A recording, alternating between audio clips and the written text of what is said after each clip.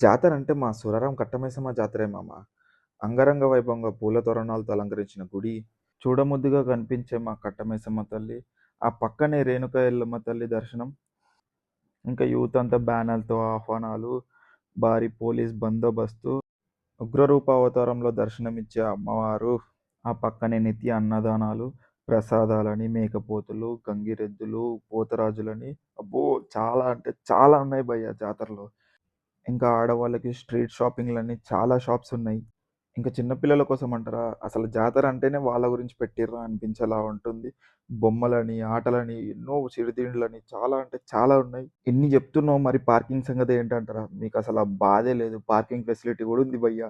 ఇంకా రాత్రిపూట ఒక్కసారి జాతర చూసావంటే నీ 2 కళ్ళు సరిపోవనుకో. ఇంకా 3 రోజులుంది జాతర. సరదాగా అలా వెళ్ళిరా మావా ఫ్రెండ్స్ అండ్ ఫ్యామిలీస్ తోటి. నేనైతే చాలా బాగా ఎంజాయ్ చేశాను మామ. జాతర అనేది మన హిందూ ఆచారము. మన రూట్స్ అన్నమాట. మన రూట్స్‌ని ఎప్పుడు మర్చిపోవద్దు. మళ్ళీ కొత్త వీడియోతో మళ్ళీ కలుస్తా. Bye bye.